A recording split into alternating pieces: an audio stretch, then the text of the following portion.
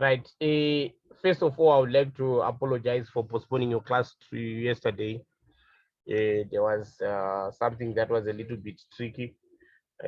Some of your colleagues had an assignment which was due, so I just had to shift their class. They were supposed to have a class today, so I wanted them to finish off. I'm very sorry for that.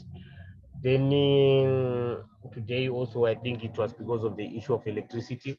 That's why I had to push up. Very sorry for that again. Right, so we'll continue today and deal with our progress with our class. Right, in our class last week, we were dealing with internal controls. So on internal controls, what you have to know, you have to be able to devise internal controls, and you have to be able to test internal controls if they are working well. Remember, your audit plan will be dependent. One of the things that you have to check first when you are devising your audit plan is to check if the controls are working. Remember that if we still remember, we have got two approaches that we use in our audit plan. We can use what we call the combined approach. The combined approach uses the test of controls and the substantive procedures. Right, the substantive procedures, we do them later. The test of controls, that's what we're doing right now. Right, you can only do the test control of controls if you have evaluated and you have come to the conclusion that the controls exist, are in place, and they are likely to be followed. So that's when you test the controls. But if they are poor controls, then we don't even have to do the combined approach. We just have to go for substantive procedures. Right. So a test of controls will help you. If the controls are working and you test them, you see that they are truly working. Then at the end of the day, you can even reduce the other procedures that you have to do, because you can rely on the controls that are in place. But if you test and you find that you cannot rely on the controls, then maybe you can increase your sample sizes that you have to audit. So it can determine a lot of things. Your test of controls will determine a lot of things that have to be done.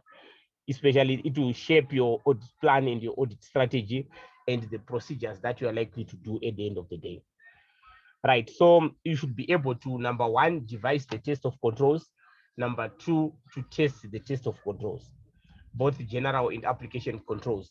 That means we should also be able to do the controls in a manual environment and also in a computerized environment. So I've got several questions that I've given you, which we are going to use to see how we do that. I already sent you those questions, so I hope you have already looked at them. The reason why I give you questions earlier is so that if you have a chance, you can look at them. So we'll be looking at those questions today, and we'll finish them up on Thursday next week. And then on Thursday, I think we should be moving on to something else. Right.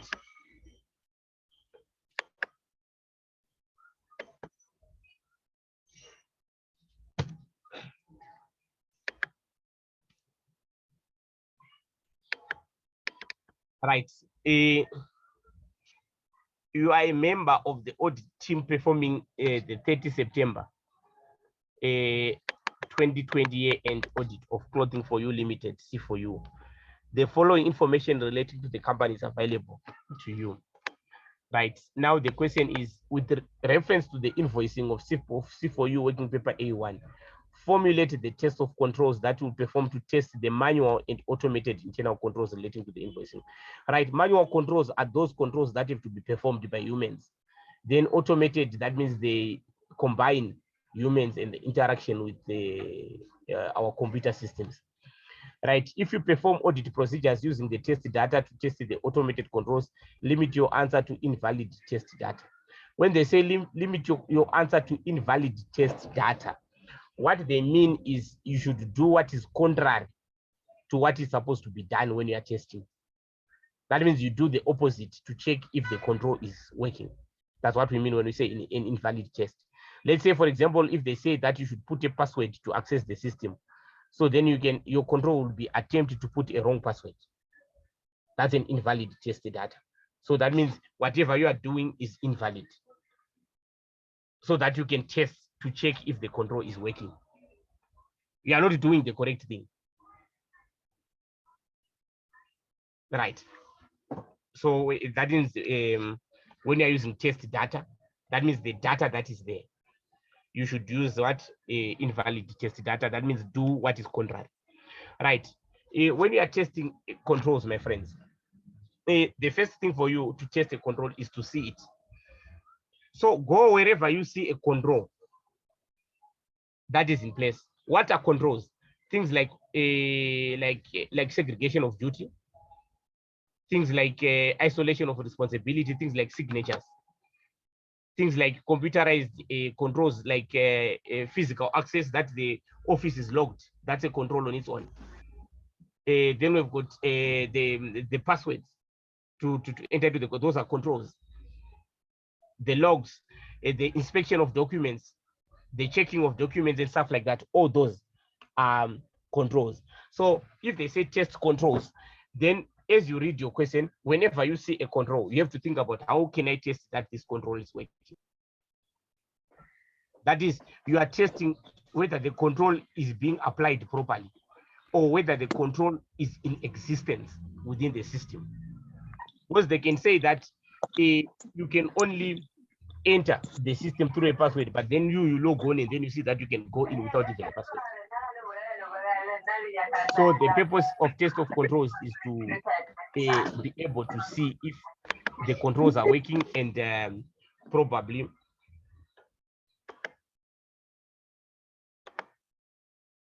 right. Sorry, I've muted you guys. Then if you want to participate, you can unmute yourself.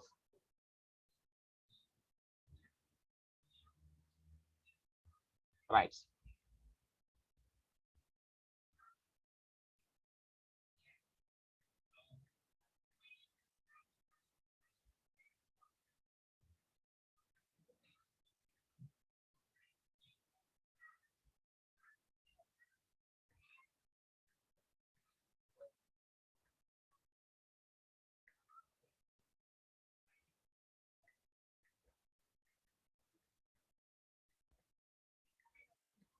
Right. Just a second.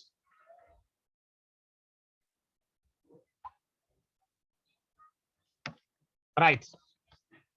So let's go here from the top and then we see what is happening. Audit working papers. The following audit working papers were prepared by members of your audit team on the audit of C4U for 30 September 2020 year end. Right. Let me just come here. Say question 1.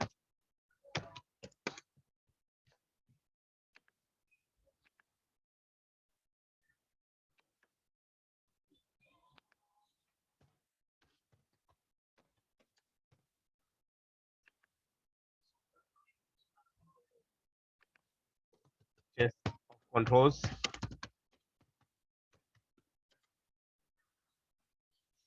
To test the manual and automated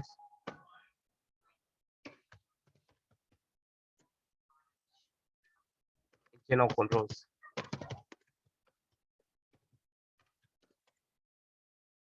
relating to invoicing.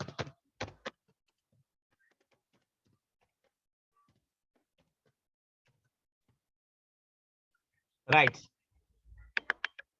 So the issue here, when you're answering such a question, identify a control that is in place, then test it. Right. An invoicing clerk is responsible for preparing pre-numbered invoices.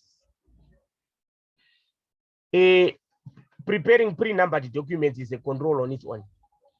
Usually for us to check on completeness, we have to check the sequencing of the documents. That means if you see that the last receipt was number 25, I should be able to, and the last receipt for the previous period was number 5. So that means when I come into this period, I should be able to see all the receipts from number 6 to 25. So pre-numbering documents is a control on its own. Right. Then, so how can you test the control? Right. Inspect example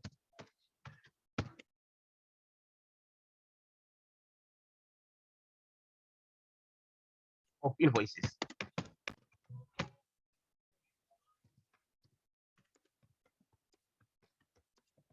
that they are pre-numbered sequentially.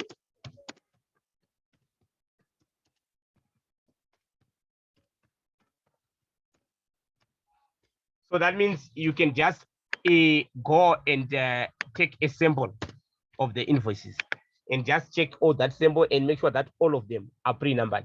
If you see your sample, a significant sample being pre-numbered, remember you can always infer what we call in statistical inference. We can infer that, okay, so in the population, that means all the invoices are pre-numbered. Remember, as an auditor, you can't go and audit work that was done in a year. When the audit has to be done within a month or 2 or 3, you can't do all the work for a year. So you can only work with samples. We'll do audit sampling. So when you are doing you cannot go through all the invoices. So you just take a sample of the invoices, then just check, are they pre-numbered? And then take some of them which are consecutive and see if they are what? They are pre-numbered sequentially. That is a test on its own. Then you will see that, oh, they are not pre-numbered. So then you see that that control is not working. Right. Then we are told that the invoice clerk accesses the invoicing software by entering his unique username and password. That's a control. So that everyone, not every Tom, Dick, and Harry can just go in the system. Right. So that's where we use that thing of invalid test data. So that means when you are testing such, when they say invalid test data, you say attempts to access the invoicing system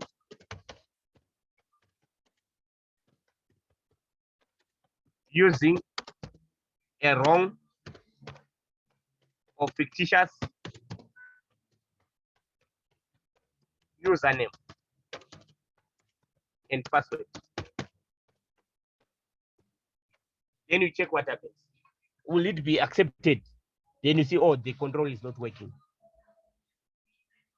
So it's not a question of asking for this password and say, do the correct one. Usually you do the invalid to see if the thing is working. All right. That's what they say. So that's what it means when they say use invalid data. That means you are doing the wrong thing on a pre-existing control to check if it really detects that it's wrong.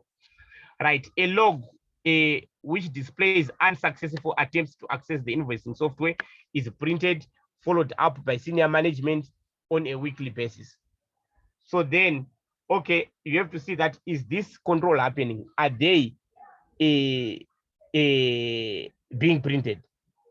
So you go and ask for a printed. You don't say print, but if you say print, that means they are printing it right there and then. You then go and ask, I want can I please have a pre-printed log displays for this week and that week and that week. Then you check if they are there. There are many controls here that we have to test. Number one, do they have those logs? Number two, are they followed up? Because they're supposed to be followed up. Number three, are they signed? Because they're supposed to be signed. So we can test all those three things. First of all, the existence of those logs. Number two, are they followed up? Number three, are they signed on a weekly basis?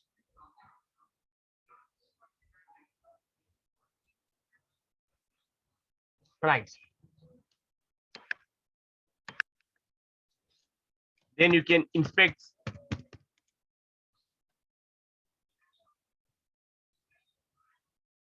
the logs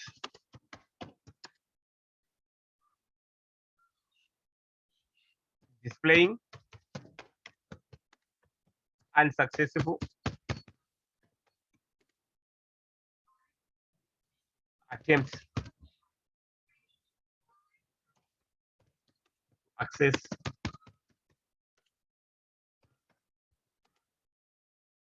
the invoicing software.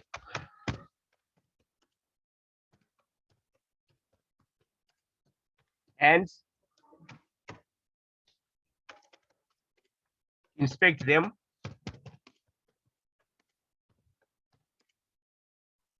for a senior manager signature. So get those logs and check if they've got a signature.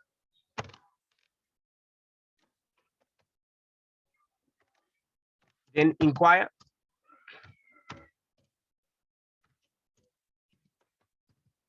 On proof or follow up. Right, some things you can be able to ask, okay, when you are following up, what are the procedures that you do? They tell you the procedures, then okay, are there any documents that you prepare?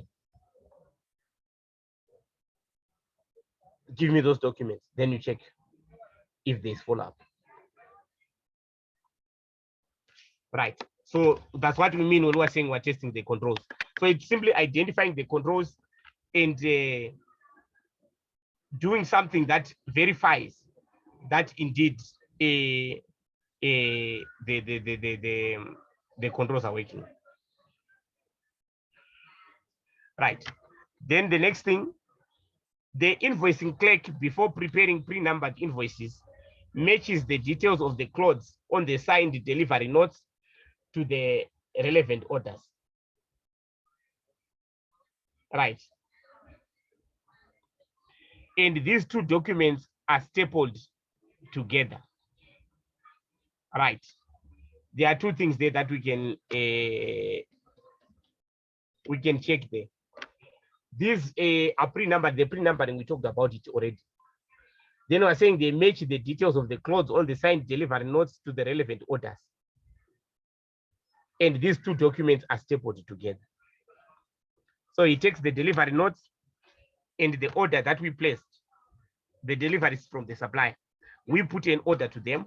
They came with the goods and they left a delivery note. So we check the two if they are matching. That's one of the purposes of the invoicing clerk.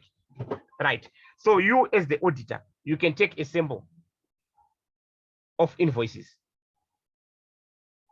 and inspect the supporting documents to verify that the delivery notes, the orders are matching to the invoices. Right. So we can say inspect a sample of invoices and verify that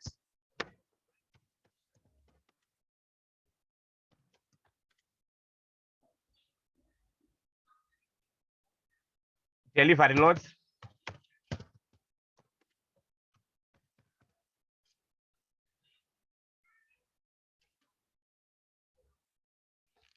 and orders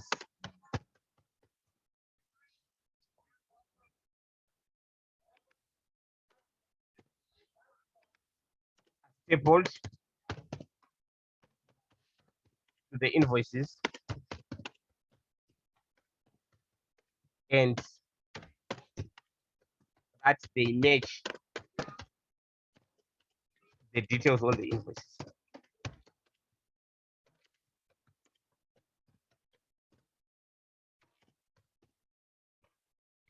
Right.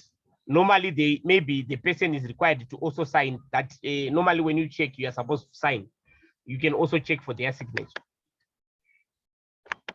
Right. Then we are told that the numerical sequence of the delivery notes received for invoicing are confirmed and missing numbers are investigated by Mrs. Smith. Right. The senior manager in charge of invoicing. Once the invoices are okay, that means they can be missing what? Numbers. Right. You can inquire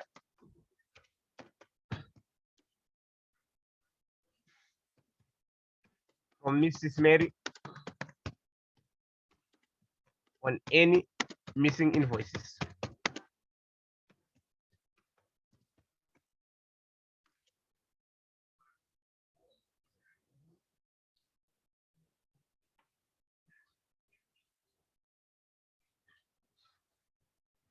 And it's manual and Some of them is the manual, some of them is the automated system. It's combined. Like that thing of attempting to access the invoicing software, that's not a manual system. It's an automated system, like this one here. This logs, the password is not manual. This one now is manual. Right. Inquire from Mrs. Mary on any missing invoices and verify.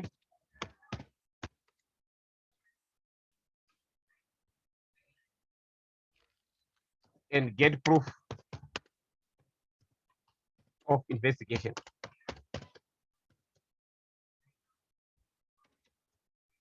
Obviously, if there's something missing, there should be an answer. So we should have that answer. Why the document was missing. Instead of inquiring also, you can identify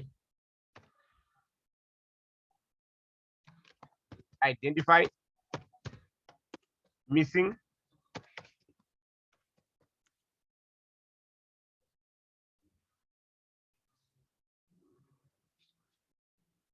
document numbers.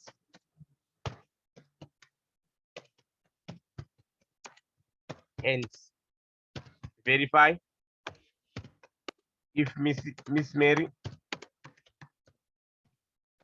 identified them and investigated them.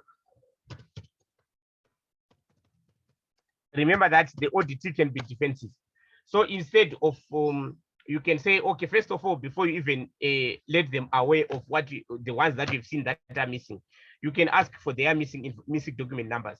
They give you their list. Then once you are doing sample testing, you identify any missing.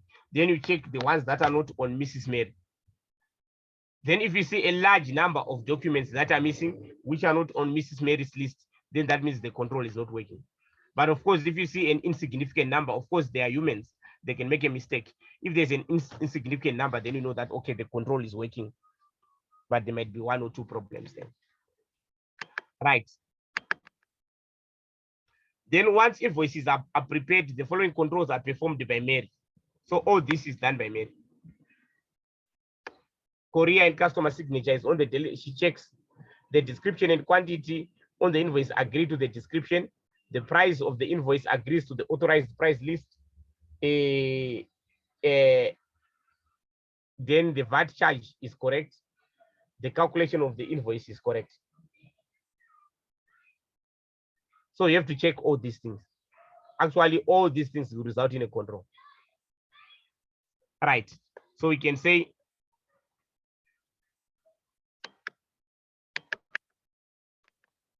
inspect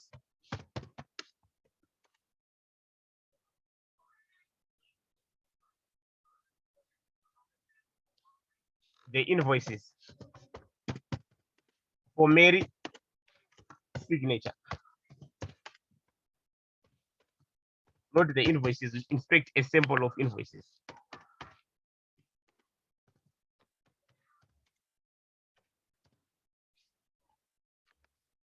To prove that she undertook the procedures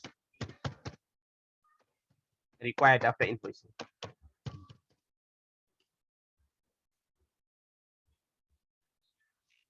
After invoice preparation.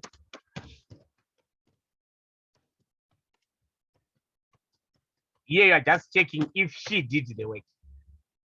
Then the signature can be there, but she just signed, she didn't check. So what is the next thing that you do? Test each and everything that they are talking about. The first thing they say that the courier and customer signature is on the delivery note. Right. Then you can inspect the invoices, a sample of invoices.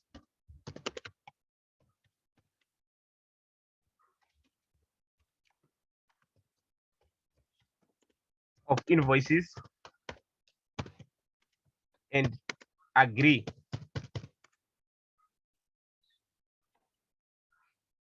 the courier. Okay, sorry, and verify that a customer signature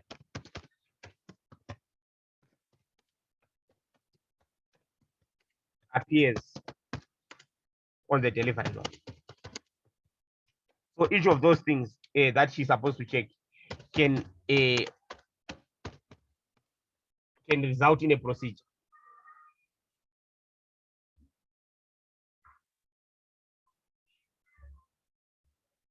There's no need to separate in this case. When they say give any manual and automated, you just give all of them together.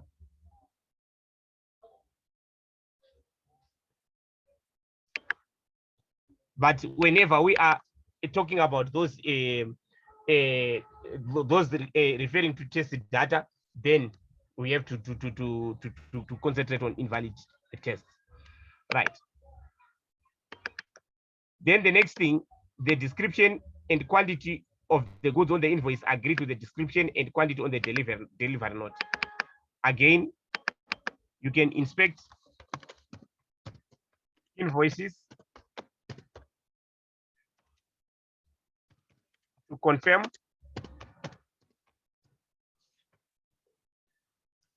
don't forget a sample of invoices. We don't just a sample of invoices. As an auditor, you can't audit everything. But even if you forget to write a sample, it's not a problem. To confirm that the description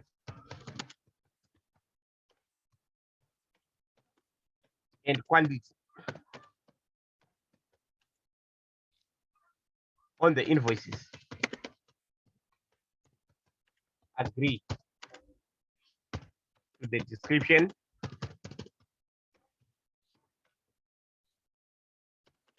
and quantity on the signed delivery note.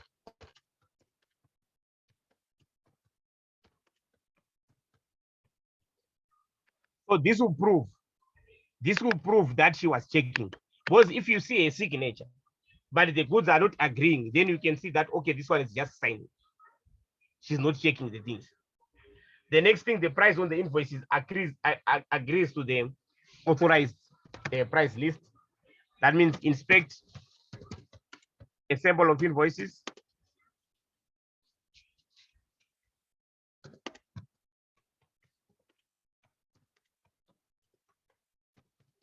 and confirm that the prices on the invoices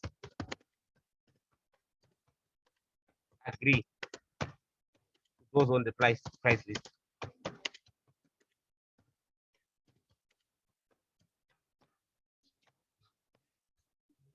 Right. Then the next thing, the VAT charged is correct.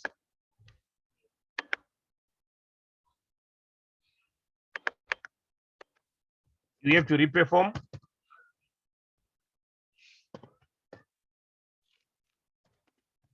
the calculation of the VAT on a sample of invoices.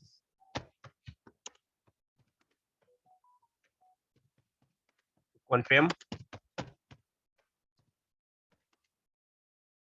correctness.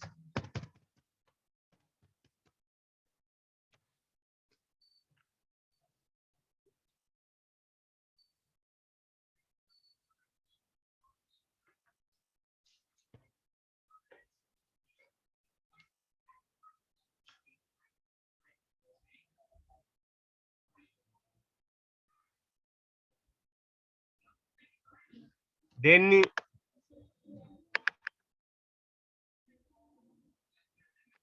calculation of the invoice is correct.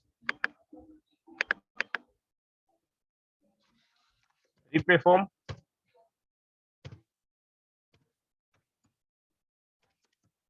forecast and extensions on a sample of invoices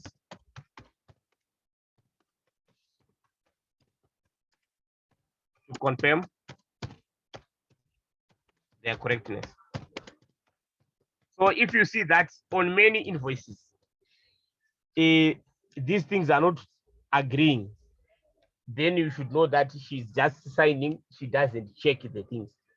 But don't just rely that she's signing on the document so everything is okay. You should also try to redo the things and see if they are correct. So in this particular case, these are the controls that we could do. So when you are testing controls, identify the control that is there. Then find out how you can test it to see if it's working. That's all about test of controls. So wherever there's a control, okay, there is this control. How can I check if it is working? That's the test of control. And don't say inspect documents. They don't like that language in auditing. You should specify the document. If it's an invoice, state that the invoice. If it's a deliver note, state deliver note. Don't say documents. You should specify the document that you're talking about. And don't just use general controls like which you find in your recommended text or sometimes in your study guide. They should be specific to the scenario. Because if you just take them as they are, that's what they call theory dumping. So link whatever test that you are doing according to the scenario that is on end. Any questions?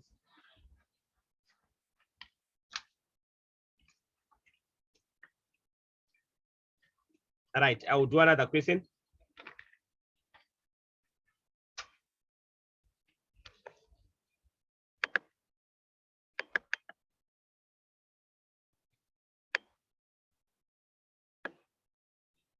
Right.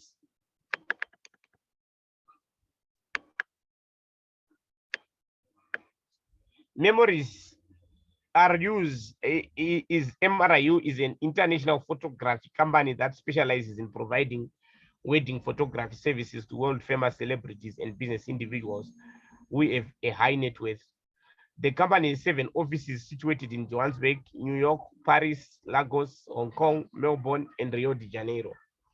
MRIU employs 20 full-time employees across its international offices who are mostly responsible for carrying out administration and marketing functions on behalf of the company. Most of the employees have been with MRIU since inception and are considered to be the brains and magic behind the company's success. Right.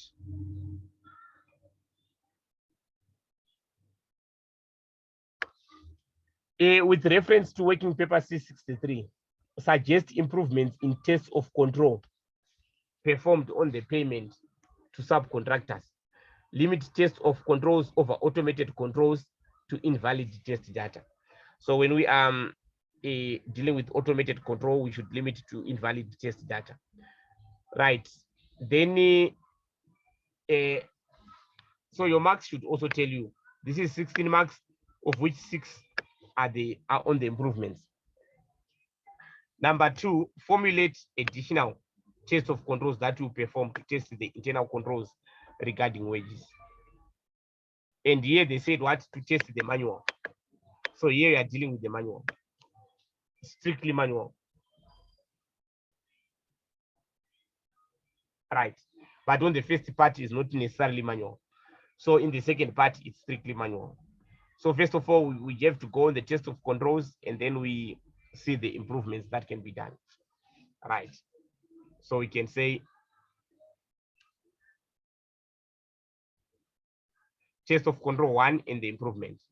Right.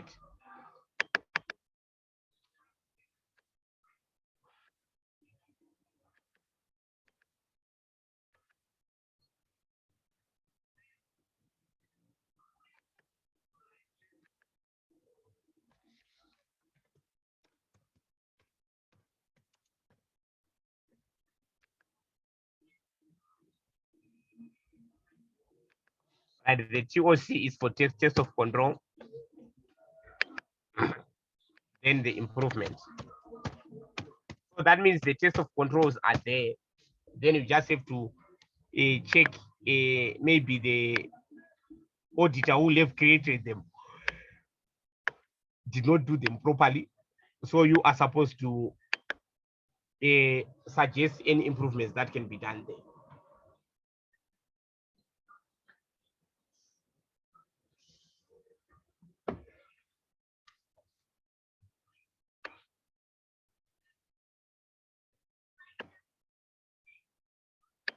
Right. First of all, let's read the scenario.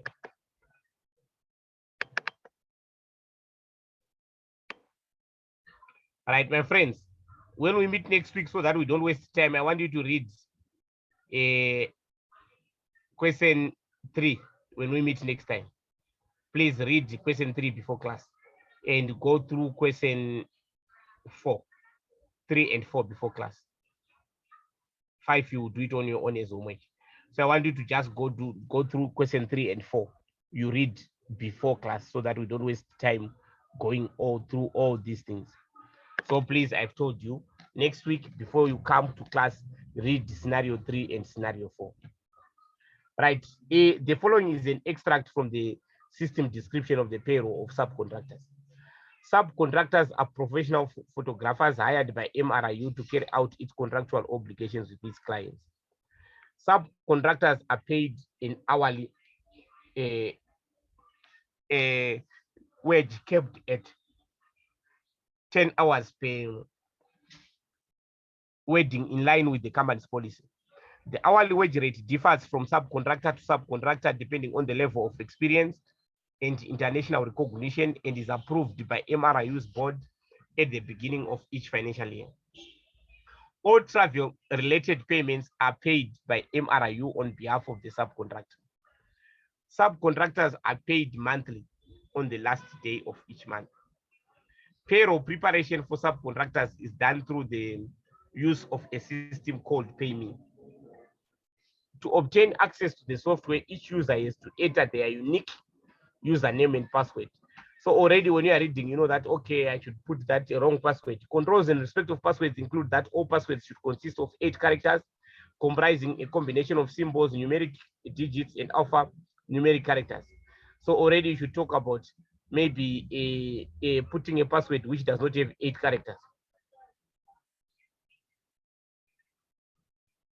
Right. Passwords must be changed on a monthly basis, and the system must log off after 3 unsuccessful access attempts.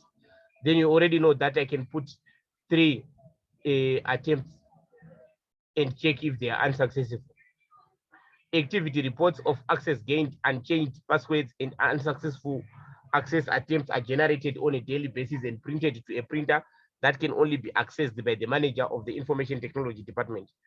So you should know that maybe you can test if the logs are there, if the activity reports are there, and also check if accessibility is only by the information technology management. That is if required.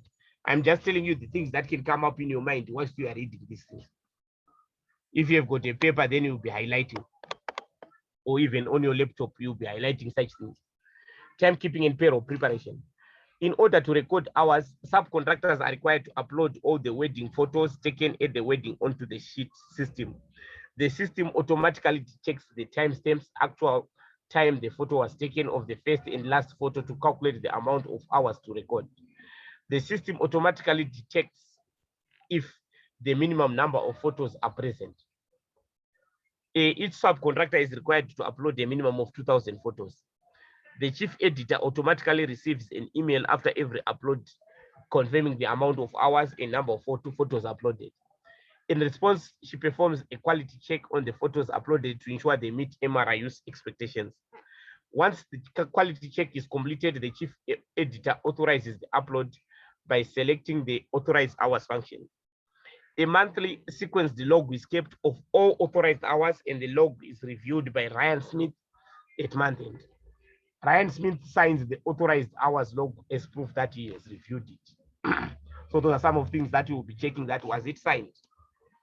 Did the chief editor get the emails, and did she check the quality, whatever they use to check the quality? Right, the payment system automatically calculates the net wages, gross wages, net of deductions, and prepares the payroll. The chief financial officer signs off the payroll after she has compared the total hours on the payroll with the hours on the summary report produced after every upload. Right.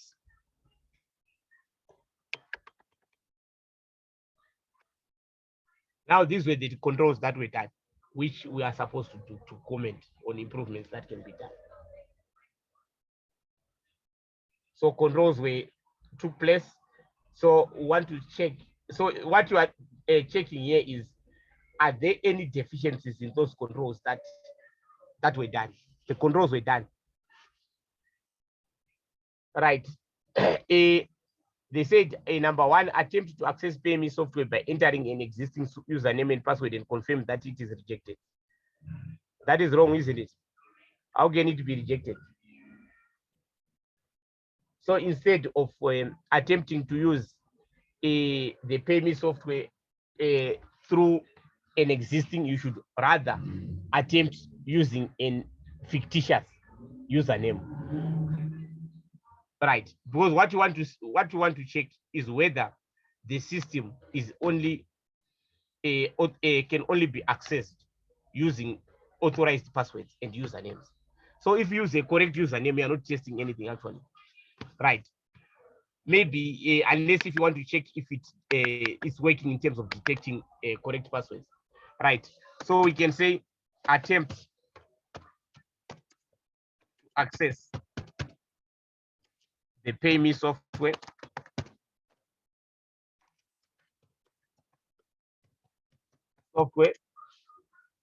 by entering a fictitious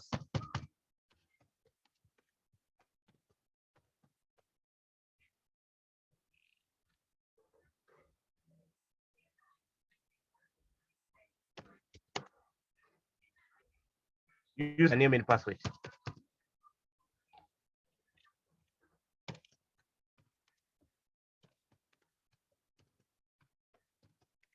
And not existing username and password.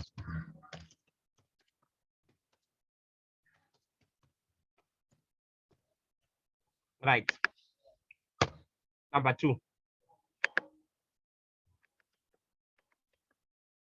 attempt to gain access to the PayMe software by entering a password that consists of 8 characters, a character combination that is correct in terms of that specified in the IT policy of MRIU, and confirm that it is rejected.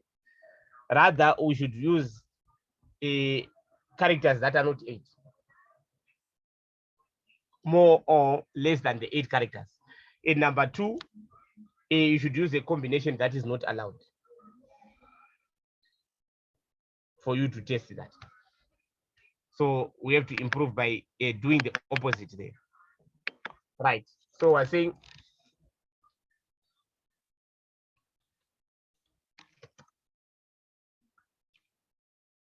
to test the control,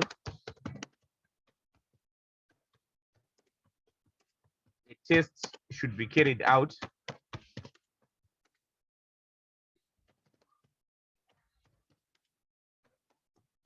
by 1, entering a password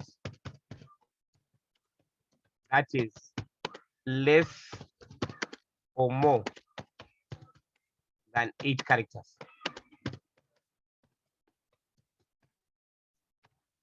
Number two, using a character combination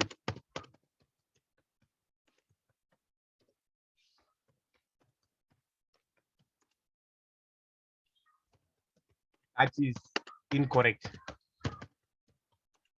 according to the policy of the company.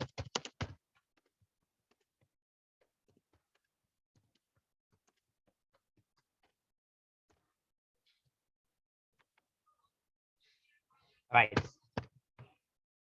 Number three,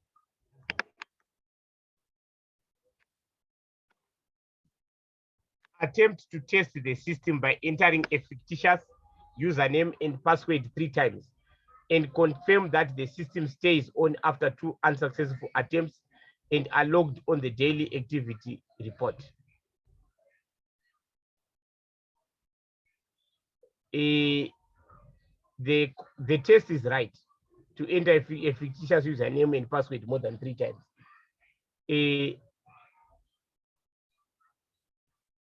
That is very right. But we are told that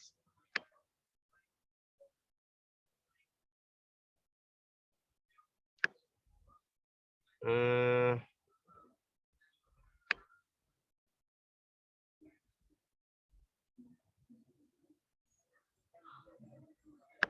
system must log off after 3 unsuccessful attempts. So you, when you are testing the control, you should check whether after doing that, the system logs off to see if the control is working. Because I know that if I do those 3 unsuccessful attempts, then the system is logged off. Right. So we're saying the test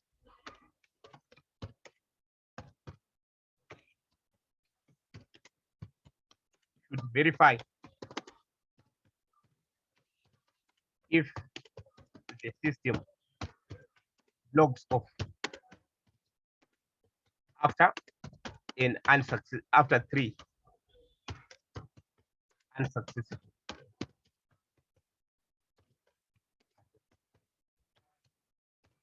Because normally what we're saying, if we do the opposite, that means if there is something that is supposed to do that system, it should show that it does that, so that we know that indeed it's working.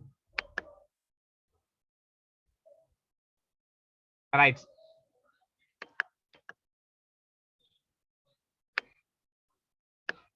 Number 4, observe that activity reports are printed on a printer accessible by the information or employees. Remember, they said that this printer should be accessible only to the manager. So the test should be to ensure that the printer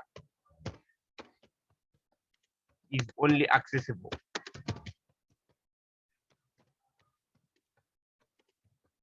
the manager. So they in the control, the auditor is talking about being accessible to everyone. So your objective, what you are carrying out that control, is to verify that the control is only the printer is only accessible to the manager only.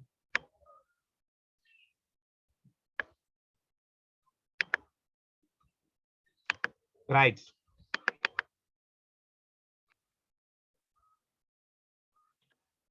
Then observe a sample of logs to confirm that they are sequenced for completeness and investigating missing numbers. You don't observe logs.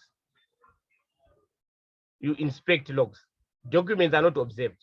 What you observed are procedures being carried out. Let's say, for example, if they say there's a biometric system of employees coming into the company, you can go on the gate and observe them coming in and out and see if it's working. Not to observe a log. A log is inspected, not observed. Documents are inspected. So a log should be inspected and not observed. Observe, so you should know the auditing language. When you are looking at documents, you inspect. When you are talking to the people, you inquire. If you are doing calculations, you reperform. Maybe you are doing bank reconciliations and stuff like that. Recompute, reperform. So normally, when we are doing the test, it's about inspecting, reperform, observe, all those things. But you should know where you use the word observe, where you use inspect. Observe is when you are actually viewing a procedure being undertaken. Inspect, you are taking a document and browsing through it. It can be a memorandum, it can be an invoice, a receipt. That's inspecting. Inquiring, you are talking to others. Is that right? Getting information from them. So you should know our language there. So this one, you can't observe a log. You can only inspect it. Right. Number 6, inspect the gross wages to confirm that it is calculated accurately by the system. You can't just inspect to see that when you are testing the accuracy of calculations, you don't inspect, but otherwise you reperform the calculation, or we call it reperformance or recompute. right?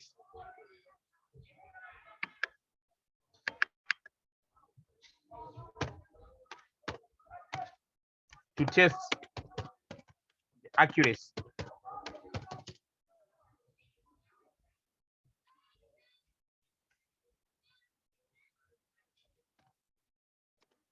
of gross wages.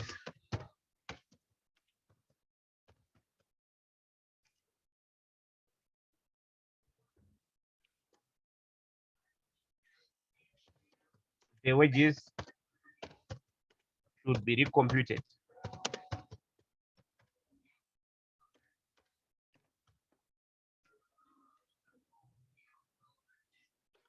rather than inspected. So you can say reperform the calculation. You'll be trying to check if the system is actually calculating the hours. You take the last picture, in the first picture, you calculate manually. Because maybe the system, the control is about the system, but the system is not doing its work. Right.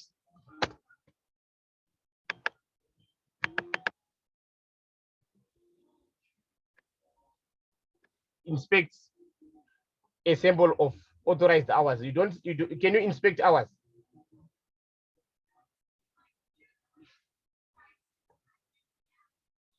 They said what? Or inspect a sample of authorized hour logs.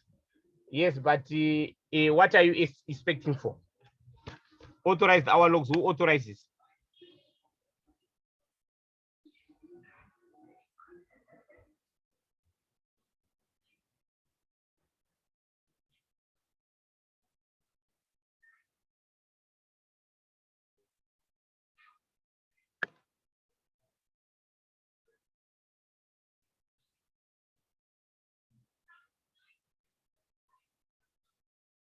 Ryan Smith is authorizing the hours logs. So we'd say to improve that, we can say it's good to what was said there, it's you are inspecting the authorized log hours, but to improve. So inspect the authorized log, the authorized hours logs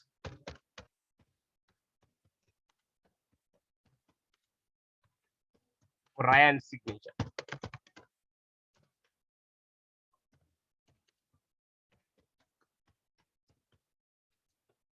That's how you can improve that control. So in your exams, you can be given controls, and then they can say determine the weaknesses that are the problems that are in those controls, and tell us how they can be made better. Any questions? Right. If you don't have any questions, then I want you to do, can you do part 2 as homework to formulate additional controls? But remember, they are strictly manual. So don't talk about the automated controls, only manual controls. Try to do them. Then if you do them, then you can always contact me. Then I can be able to review your work before we meet next week. No, that is not 16 marks. Say.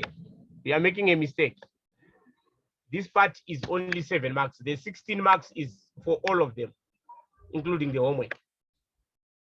This one they were just 6 marks.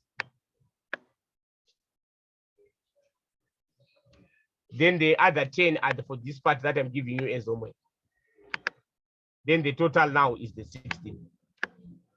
You are very right. In auditing, you should be very careful.